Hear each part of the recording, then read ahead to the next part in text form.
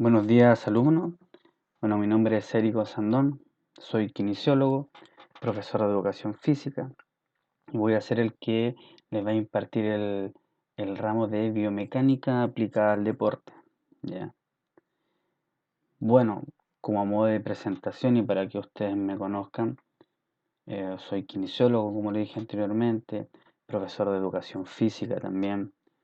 Dentro de mis especializaciones de estudio siempre han sido el tema de el deporte y el área traumatológica, ¿ya?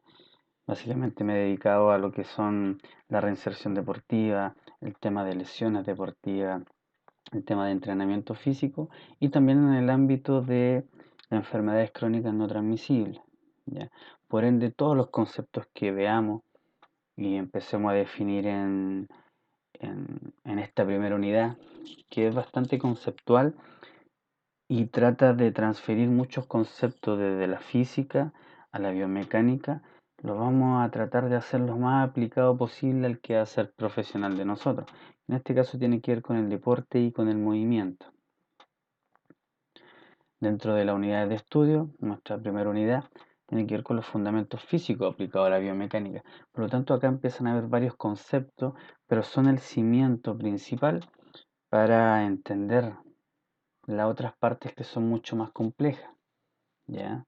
El análisis propiamente tal de los movimientos o de los patrones del movimiento tienen que venir desde una base, y esa base precisamente la da esta primera unidad.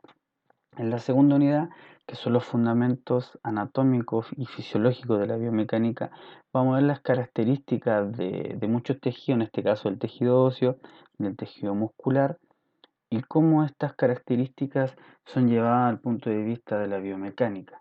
O sea, cómo se comporta el músculo, ¿cierto? Ante ciertas solicitaciones de esfuerzo o de fuerza, los tipos de contracciones, vamos a analizar los movimientos, las sinergias musculares y, lógicamente, cómo influyen las cadenas neuromusculares en los movimientos, que hoy en día no existe ningún movimiento aislado, todo es por cadenas musculares e integración neuromotora del movimiento. En la unidad 3, en la unidad 4, ya con todos estos conceptos que vamos a manejar, vamos a comenzar ya a analizar el movimiento humano. Dentro de las evaluaciones, cabe mencionar básicamente que la primera unidad tiene un 30%, la segunda un 30%, la tercera y cuarta un 20%, y acá están determinadas las fechas de las evaluaciones que ante cualquier situación, ¿cierto?, que se deba o se pueda cambiar, en ese sentido también se puede dar la flexibilidad de cambiar alguna fecha, pero todo conversable.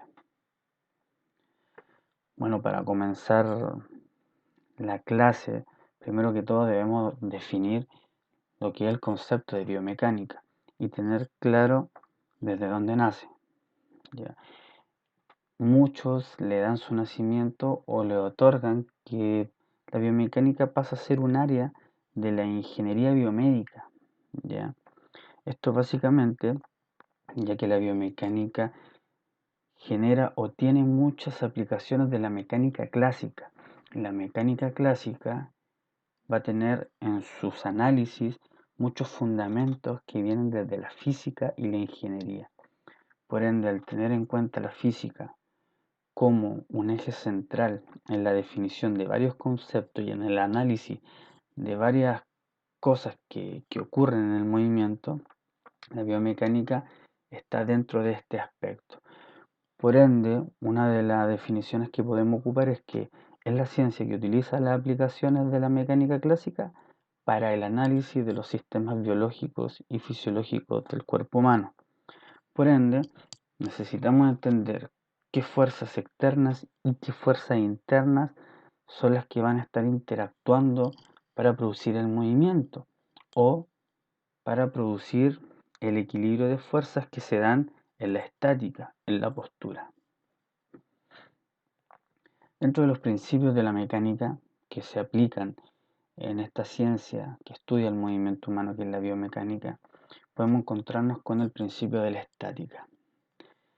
El principio de la estática es básicamente el equilibrio de fuerza que la suma, ¿cierto?, de estas fuerzas da cero y que van a mantener una articulación, si lo llevamos al sector o al ámbito del deporte, que va a mantener una articulación estable. Ahora, la estabilidad no tiene nada que ver con la rigidez. La rigidez es un concepto que no genera un buen patrón propioceptivo aferente. Por lo tanto, al no tener un buen patrón de señales propioceptivas, el efecto del movimiento también va a ser erróneo. Por lo tanto, si no hay una buena señal aferente, el efecto va a ser erróneo, por lo tanto no va a haber estabilidad. Entonces, ¿qué entendemos por estabilidad?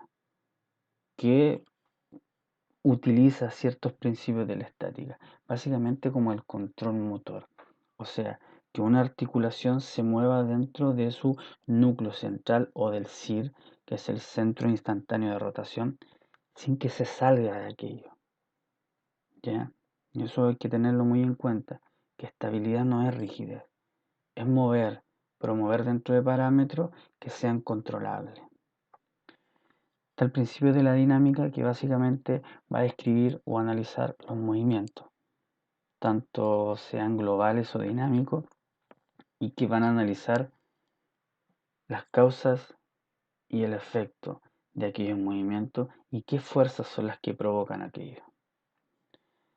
Lo otro son las mecánicas de fluido como principio mecánico, que en nuestra área nosotros lo analizamos o utilizamos ciertas aplicaciones, ¿cierto?, de esta ciencia en relación cuando vemos los incrementos en los volúmenes, en las presiones de los fluidos. En este caso, por ejemplo, cuando analizamos el sistema circulatorio y estamos haciendo actividad física con alguien y vemos que aumenta la frecuencia cardíaca, que aumenta el volumen sistólico, por lo tanto va a aumentar la fuerza que la sangre ejerce sobre las paredes de los vasos sanguíneos, aumenta la presión. Por lo tanto, toda esa dinámica de qué ocurre con la presión, llega mayor sangre, cómo se compensan todas estas modificaciones para mantener una homeostasis corporal, son las que generan la aplicación de la mecánica de fluido, ya en relación a los principios mecánicos. Dentro del objetivo que nosotros podemos establecer, pero en el ámbito de nuestro quehacer, en el ámbito deportivo, porque la biomecánica se aplica en muchos subsectores o en muchas profesiones, ¿ya? Que las vamos a ir viendo de manera rápida, pero en el ámbito de nosotros a nivel deportivo es demasiado importante entender que dentro del objetivo está el ampliar el conocimiento del cuerpo humano. Este conocimiento que es tan lindo y muy profundo y que hasta hoy en día sigue en controversia, de cierto funcionamiento, de ciertas cosas que se deben mejorar, de cierto estudio. Es una ciencia que nunca termina de avanzar. Por lo tanto, tenemos que también nosotros entender que tenemos que estar en constante estudio, porque lo que se hacía antes o lo que se entendía antes, cómo funcionaba el cuerpo, hoy en día descubren y te dicen, no, que esto ya no funciona así. O descubrieron una hormona o una función que antes no se descubría a nivel muscular, ¿cierto? Como órgano endocrino, que antiguamente era solo el eje central de la contracción muscular. Y hoy en día no, está visto como un órgano endocrino que regula muchas funciones metabólicas, lo mismo que el adipocito. Entonces ya la grasa subcutánea también hoy en día a nivel de la ciencia moderna no está vista como la mala de la película. Entonces, aquí voy yo con esto, de que la ciencia avanza. Nosotros tenemos que estar a la vanguardia del conocimiento, sobre todo en aspectos biomecánicos, en aspectos de cómo funciona el cuerpo. También dentro del objetivo está examinar y valorar la calidad de movimiento para mejorar su ejecución y analizar la actividad motriz en relación a los grupos musculares y articulaciones que intervienen en ello. Existen muchos grupos musculares que cambian su función dependiendo de el ángulo o la excursión articular. Ejemplo, el piramidal o el pisiforme, como le llaman. Piramidal es un músculo en el cual va a depender su acción de rotador interno o externo según el ángulo de flexión de cadera. Si yo llevo mi cadera bajo los 50 o 60 grados, va a ser un rotador externo. Pero resulta que si voy subiendo cada vez más la cadera, se transforma en un rotador interno. Entonces las funciones también van cambiando y tenemos que ser capaces de reconocer esto. ¿Para qué? Para saber que en un ejercicio que voy a prescribir o en una actividad que voy a prescribir, necesito saber en qué posición colocar a la persona que estoy trabajando para que genere un buen movimiento, un buen trabajo del grupo muscular que quiero que trabaje o desarrolle. Por lo tanto, esto es sumamente importante y deben manejarlo muy bien ustedes. Bueno, dentro de la relevancia, como le dije anteriormente, si nosotros tenemos un buen conocimiento de cómo funciona el cuerpo, de las leyes físicas y de las leyes del movimiento o de las fuerzas que interactúan, cómo deben generarse de buena manera, vamos a entender cómo es un patrón correcto de movimiento. Y en base a eso podemos generar un juicio. Yo puedo ver a alguien, ver cómo se agacha, ver cómo camina, ver cómo corre, ver cómo recepciona un salto y entender inmediatamente que existen cadenas o eslabones de movimiento o de grupos musculares que están inhibidos. No tiene un problema del eje lumbopélvico, no, la acción del glúteo medio. Le hago un ejercicio muy simple como el Superman y puedo evidenciar si es que existe un control rotacional, por ejemplo, de las fibras posteriores del glúteo mayor. Entonces, analizar el movimiento me va a permitir tener también un juicio evaluativo para que, para después desde la práctica del ejercicio, corregirlo y hacer que el movimiento sea mucho más eficiente y óptimo para mejorar una marca deportiva, para mejorar un movimiento propio del deporte o simplemente mejorar mi performance. Si yo practico deporte, independientemente si compita o no. Y lógicamente, uno de los puntos más importantes es que va a dar respuestas a muchas interrogantes del movimiento. Entonces, entre mayor conocimiento tengo, mayor respuesta tengo. Pero ojo, que cuando más conozco, se abren más caminos de conocimiento. Por lo tanto, a veces el dicho, entre más sé, siento que no sé. Por lo tanto, insisto con esto. El deporte, la salud y todo esto que estudia el movimiento es un constante estudio. Por lo tanto, esto de estudiar el deporte, la anatomía, la biomecánica, es algo que tiene demasiada relevancia. Más que aprenderse cómo es el ciclo de Krebs de memoria, tengo que saber cómo es la correcta dinámica o target o el onset de activación de un patrón de movimiento. Onset de activación me refiero a el tiempo de activación. Si yo hago una extensión de cadera, tengo que saber cuál es el orden correcto del movimiento, porque si los paravertebrales o los extensores lumbares se activan antes que el glúteo, el orden de movimiento está muy mal. Por lo tanto, yo vengo y le hago un ejercicio de extensión de cadera para trabajar el glúteo, lo que menos voy a hacer el glúteo. Si no evalué antes de eso el patrón de movimiento y si no sé cuál es el correcto movimiento. Entonces, esa es la importancia de entender cuál es la biomecánica y el movimiento correcto. Dentro de las aplicaciones, tenemos aplicaciones que van desde el punto de vista médico, en el cual se aplica la biomecánica.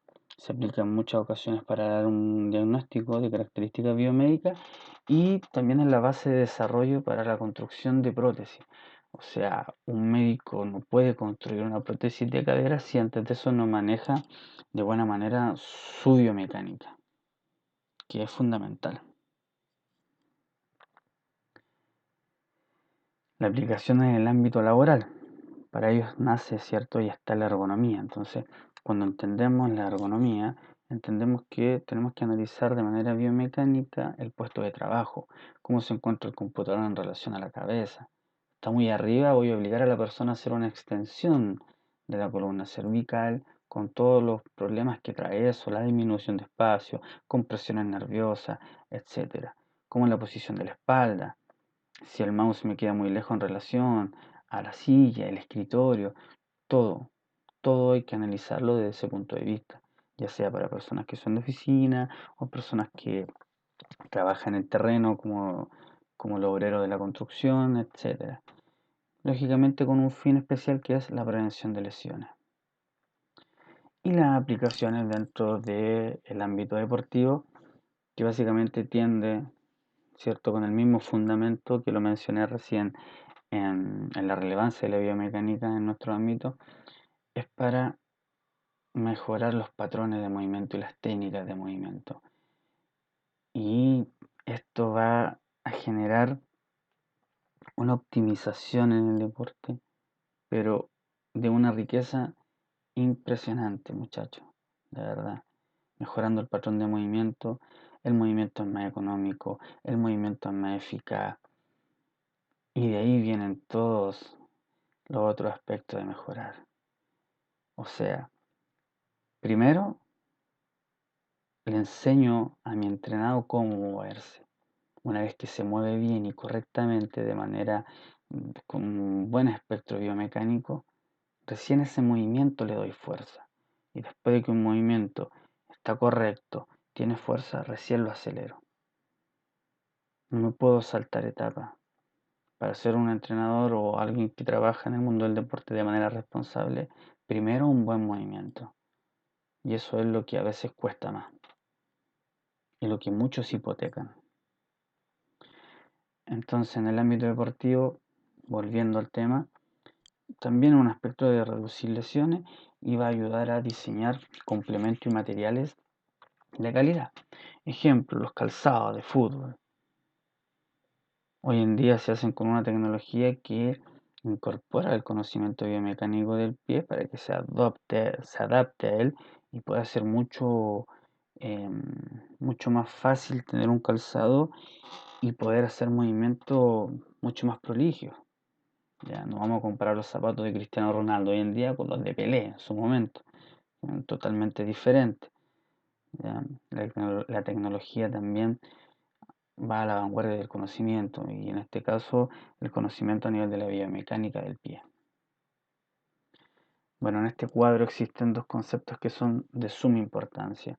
Está la biomecánica y abajo están lo que significa la cinemática y la cinética. Y de ahí empiezan a emerger un sinnúmero de conceptos que engloban un análisis del movimiento mucho más complejo, pero necesario. Y es lo que vamos a aprender ahora. Cinemática. Bueno, la cinemática la vamos a definir como el estudio geométrico del movimiento, en el cual no incorpora en su estudio el análisis de las fuerzas que causan este movimiento. O sea, es solamente un análisis que tiene que ver con medición de ángulos o medición de longitudes, ya sea en centímetros, metros, la zancada, el ancho del paso, el, el aumento de la base de sustentación, cuánto fue, etcétera. Por ende, describe el movimiento en términos de radiales, de grados, de metros, como lo mencioné anteriormente. Dentro de los conceptos de la cinemática está lo que es la distancia y el desplazamiento. Y la distancia, básicamente, es la longitud entre un punto A y un punto B. ¿Ya?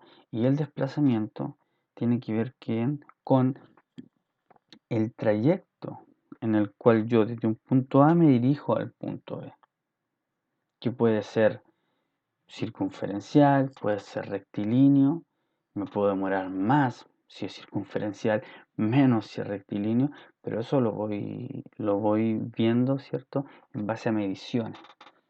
Por ende, lo importante acá es tener en cuenta la diferencia entre la distancia y el desplazamiento, y que ambos son medibles dentro de la cinemática, en este caso en metros o centímetros. En relación a los grados sexagesimales, el grado habla básicamente o se define de manera muy sencilla como una de las 360 partes iguales en las que se divide una circunferencia. Por ende, acá vemos la circunferencia de los 360 grados, un punto en el centro y tenemos una línea A y una línea B que el espacio, ¿cierto? O la fracción de esa línea va a generar 45 grados. Acá genera 90, etcétera. Pero ese grado, nosotros tenemos que darle una aplicación o una operacionalidad o una unidad de medida. Y para generar eso necesitamos los radiales. Entonces, si tenemos acá un ángulo de 45 grados en el que en punto central se genera una línea A, se genera una línea B, para generar una fracción completa de 45 grados, yo tengo que unir esos dos puntos. Y aquí la unión de esos dos puntos me va a dar el desplazamiento o el movimiento que tengo que medir, que van a dar los 45 grados. Básicamente el radial es la unidad de medida de los ángulos. Por ende, el estudio cinemático solo analiza la geometría del movimiento en relación a longitudes en metro, centímetro o los ángulos, ¿cierto? En el cual le vamos a dar una unidad operacional o una unidad de medida que son el radio del ángulo, ¿eh? Como los radiales, como lo mencioné anteriormente. ¿De qué nos sirve esto?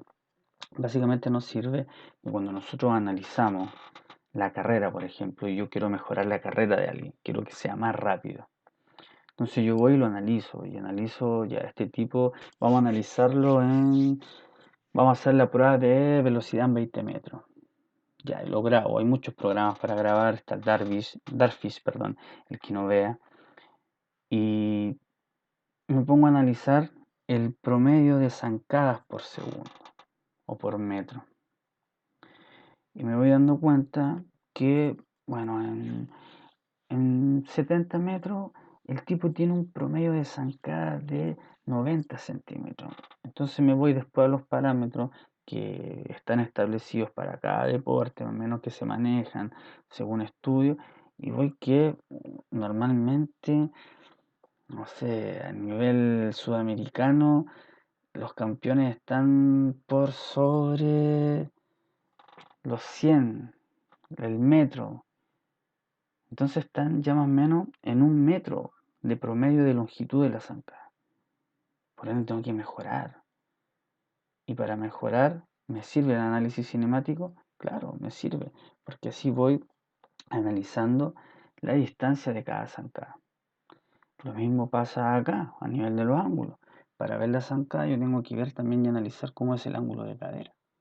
Si la flexión de cadera va bajo los 60 grados, no me va a generar un momento extensor importante para la próxima propulsión de esa extremidad. Por ende tengo que empezar a analizar los ángulos. Entonces, todo ese análisis que haga de ángulo, no, que acá existe un ángulo de dorsiflexión, debería estar la rodilla más extendida, acá debería estar el tobillo mucho más neutro, con 0 grados de dorsiflexión y tiene 5. Todo ese estudio que yo hago tiene que ver con un estudio cinemático, ya que incorporo la geometría y la medición dentro de ángulos y longitudes sin incorporar las fuerzas que están produciendo el movimiento. O sea, me interesa que la flexión de cadera tenga 120 grados, pero no analizo las fuerzas que generan o que colaboran que eso pase. Por ende, ¿es un estudio importante? Sí, pero le falta el complemento. Por lo tanto, aparece la cinética. Entonces, como son complementos, como son estudios diferentes, pero que nosotros necesitamos hacerlo uno solo, la cinética es el estudio del movimiento y de las fuerzas que producen este movimiento. Por lo tanto, este concepto ya va a incorporar muchos factores de la física, como el momento, la aceleración, el torque, etc. Y la cinética va a basar su estudio, ¿cierto?, en las fuerzas que interactúan para producir el movimiento y también para generar la estabilidad, o sea, la estática. Y como lo dije anteriormente, la estática tiene que ver con el equilibrio de las fuerzas, que su suma da cero, o sea, ninguna prevalece antes que otra. Ejemplo, estoy con una persona en un BOSU, está en constante desequilibrio, le lanzo balones, se mueve, etcétera, necesita un equilibrio entre la musculatura abductora y aductora para mantener el ángulo de la diáfisis del fémur alineado o dentro de un plano en la cual no se exacerbe un valgo de rodilla, o sea que la diáfisis del fémur no se vaya hacia adentro, ¿ya? Y lógicamente el movimiento, estudiando las fuerzas que generan aquello. Acá lo importante radica en entender que la dinámica y la estática están siempre interactuando. Siempre interactuando.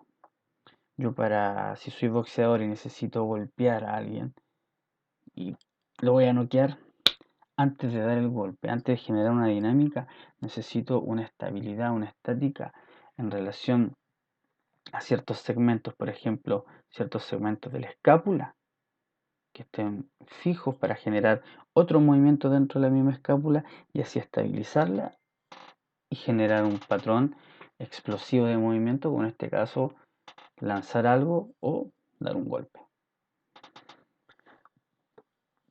Dentro de lo que es la cinética, mencioné que existen muchos aspectos físicos y que tenemos que definir para entender la base de todo esto. Y uno de los conceptos físicos importantes es la magnitud escalar. Entender la diferencia entre magnitud escalar y vectorial. Magnitud es una cantidad de algo y la magnitud escalar es la cantidad de algo en el cual carece de sentido y dirección, como por ejemplo el volumen, la temperatura, la masa. Basta con que yo diga Juan Pérez pesa 80 kilos. Mi deportista hizo actividad física y después de la actividad física aumentó su temperatura en 2 grados. Listo. Números, magnitud, cantidad. No tiene ningún sentido y no tiene ninguna dirección. ¿Ya? Sentido en relación a la orientación espacial, no sentido de que no tenga sentido decir esto.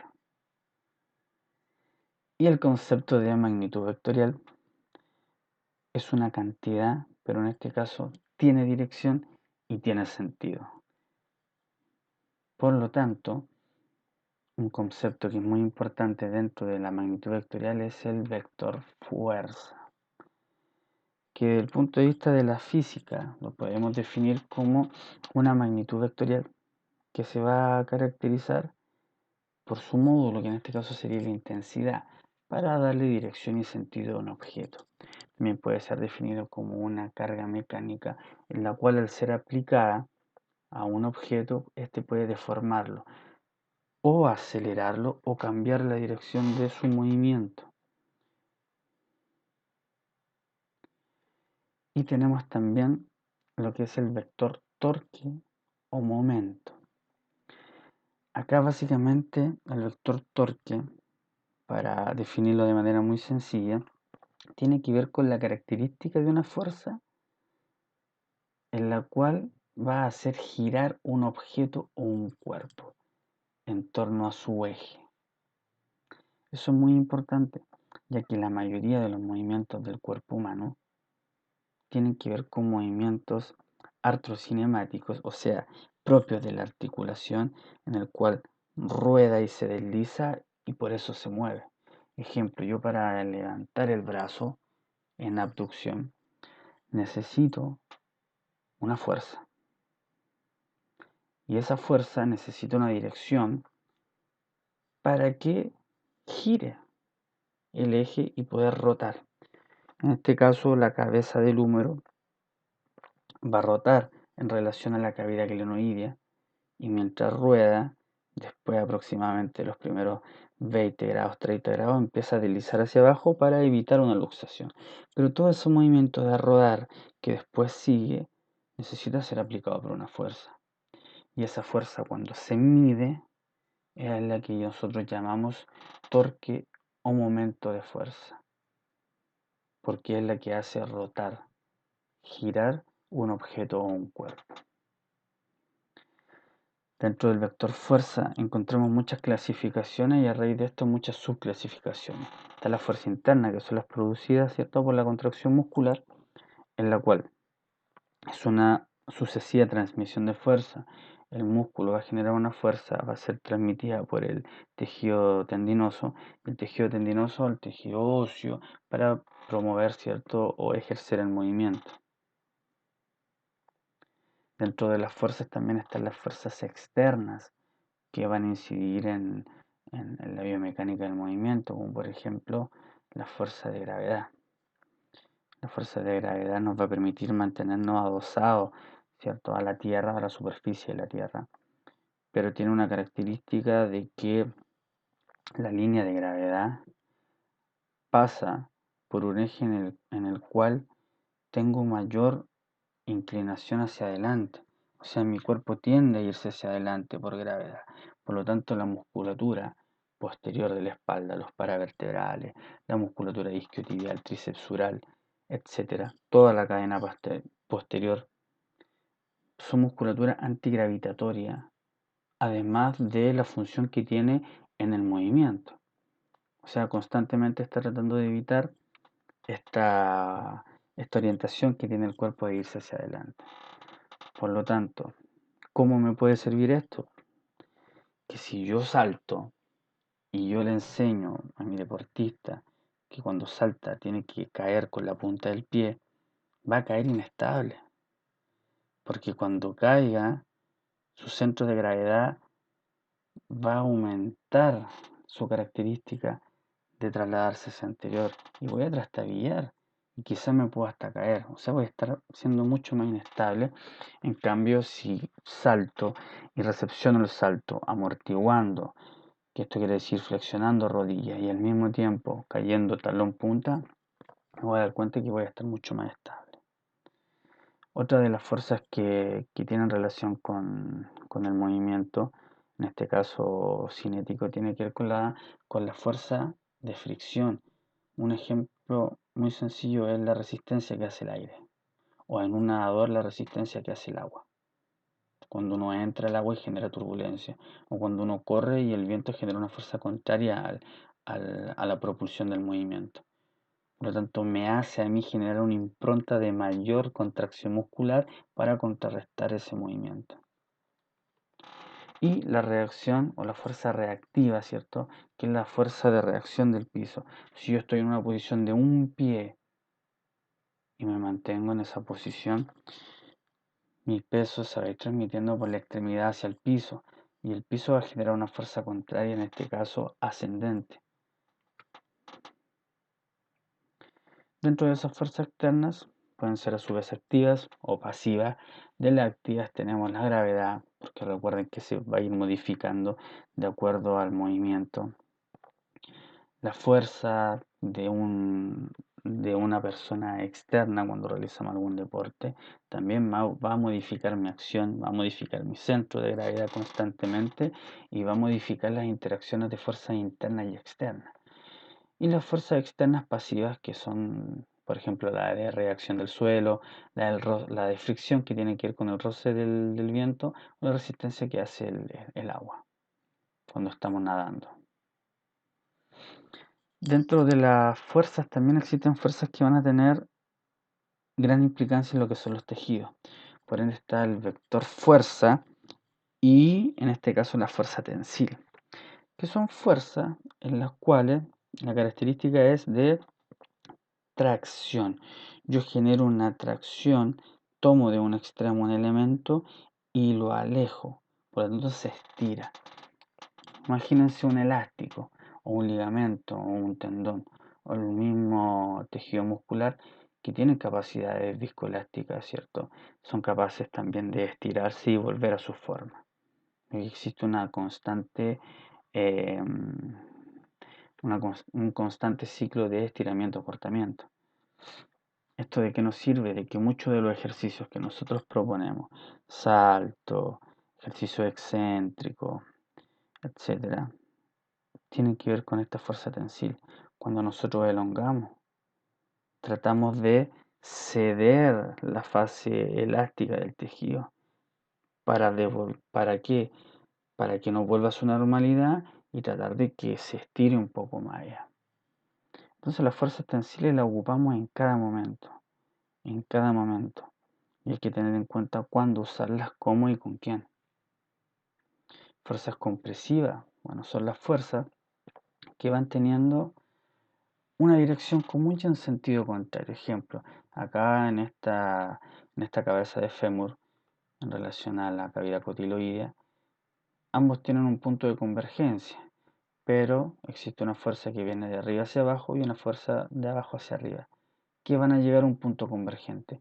Y eso va a generar una fuerza que va a producir una compresión, o sea, va a comprimir, va a aplastar el objeto, va a disminuir su espesor. Y esto también lo vemos a diario constantemente. Cuando trotamos, estamos generando compresión de las articulaciones. Por lo tanto, también debo saber que existen condiciones propicias para solicitar o exacerbar fuerzas compresivas en un deportista o en un niño, etcétera. Hay condiciones que yo no las puedo realizar. Ustedes, como profesionales de la parte del deporte, no se pueden saltar nunca la etapa de adaptación anatómica. Eso es demasiado importante. Eso es la vida prácticamente. Hay un dicho muy importante que dice, no hay que trotar para prepararse, hay que prepararse para trotar. O sea, si no soy estable desde el eje lumbopélvico, desde rodillas, desde cadera, y lo voy a mandar a trotar para que me genere fuerzas compresivas constantes, no hay ningún material que soporte tanto desgaste estructural. Y va a llegar un momento, quizás no luego, donde va a haber una fatiga de material y puede ser una lesión o una inminente lesión. Y lógicamente están también las fuerzas de cizalla, que estas básicamente se dan cuando existe una fractura, ya según las características histológicas y de material a nivel del tejido óseo. Estas están más preparadas para recibir fuerzas compresivas dependiendo de la persona y dependiendo de la densidad del material, y fuerza de tensión. Pero cizalla son los típicos em, mecanopatología, ¿cierto? De una fractura. Bueno, dentro de los conceptos cinéticos también está la velocidad. La velocidad también es una magnitud física vectorial, ya que tiene sentido, tiene dirección, y como existe movimiento, existió una fuerza previa que movió ese objeto o cuerpo. Por lo tanto, es una magnitud vectorial, en el cual se establece el espacio recorrido de un objeto o cuerpo en unidad de tiempo. O sea, en un punto hay un punto B, cuánto me demoré en generar ese trayecto. Y el concepto de aceleración, que también es importantísimo, sobre todo en el quehacer del deporte, que es los cambios de velocidad que va experimentando el cuerpo en relación a la unidad de tiempo, de un punto A a un punto B. Estoy corriendo 100 metros plano y me pongo a analizar los cambios de velocidad que tiene la persona cada 10 metros. Me doy cuenta que a los primeros 10 metros tenía 10 kilómetros por hora, después los 20 tenía 20 kilómetros por hora, después los 30 metros tenía 50 kilómetros por hora, hasta que llegó a una meseta, se estabilizó y empezó a descender. Entonces nosotros constantemente estamos buscando eso, estamos buscando la máxima aceleración en el deporte, sobre todo deportes acíclicos y deportes que en este caso son abiertos, que va a depender de la acción del rival del objeto para recién saber yo mi acción que voy a hacer. La acción no está predeterminada. Son deportes que constantemente estoy acelerando, no llego a mi pico de velocidad. Por lo tanto, este concepto es muy importante y desarrollarlo, porque yo constantemente estoy generando o buscando la máxima velocidad en el menor tiempo posible. Estoy buscando la máxima aceleración, que llegue ya, rápido. Por eso es importante tenerlo en cuenta. Como concepto, por último, desde el punto de vista físico, y eso cómo lo aplicamos al deporte. Por lo tanto, dentro de los movimientos que existen, podemos también consensuar en la definición de movimiento, que es el cambio de posición de un cuerpo o un segmento de este en el espacio. Y según la trayectoria de ese movimiento puede ser curvilíneo, rectilíneos o rotatorios o angulares. Acá hay un ejemplo de aquello en la cual se ve en la vida diaria o en la vida deportiva muy común. Pero generalmente nosotros nos movemos de manera general, o sea, con una combinación de todos estos tipos de movimientos. Por ende, muchachos, esta primera clase tenía que ver con el estudio y que ustedes tengan la noción básica de ciertos conceptos que tienen que ser llevados al deporte, porque no nos sirve como concepto físico y saberlo y guardarlo dentro de una batería de conceptos. No, tengo que saberlo y tengo que ver cómo lo aplico o en qué cosa, qué aspecto es importante en lo que hago yo. Y lo otro que es muy importante es entender la diferencia entre un estudio cinético del movimiento y un estudio cinemático. Acá en este estudio cinético vamos a ir viendo los vectores, el vector tibia cómo está, si está, por ejemplo, la tibia tiene su vector muy vertical, no está inclinado, no va a favorecer el vector de la rodilla, etc. Lo mismo acá, está corriendo, mira la cadera está en un buen grado de flexión porque va a generar un momento extensor importante para la propulsión que genere después a nivel de los extensores de cadera. Por lo tanto, eso, entender cómo puede jugar un papel importante el viento y lo demás, también es muy importante. Y eso ya es parte de la cinética. Y la cinemática, que básicamente tiene que ver con los ángulos, ir comparando el ángulo de ambas rodillas, cómo está el ángulo, cómo va la línea, ¿cierto? En relación al hombro y la mano, si es que son propicios con lo que se espera para una carrera o una buena técnica de carrera. Cuánto saltó y lo puedo cuantificar en una evaluación inicial, en una evaluación final, pero al final esas son las grandes diferencias. Uno ve las fuerzas que causan el movimiento y la interacción de esas fuerzas, y el otro ve el movimiento mucho más desde un plano geométrico. ¿Ambos son importantes? Sí, por eso se deben complementar. Ninguno es mejor que otro, simplemente miden otras cosas, por eso son diferentes tipos de estudios. Para profundizar un poquito más sobre estos conceptos, les recomiendo esta bibliografía. Voy a tratar en lo posible en la semana de mandarle un link para descargar esto gratis. Si pueden descargarlo por PDF en el computador, sería genial. Ambos en el capítulo 1 hacen mención de estos conceptos, ¿ya? Que son muy importantes, y estos libros también son importantes porque también van a generar un apronte en las otras unidades, porque es biomecánica y también habla de ejes, de plano, etcétera. La próxima clase, muchachos, vamos a ver las leyes de movimiento. Vamos a ver los ejes, los planos y los tipos de palanca.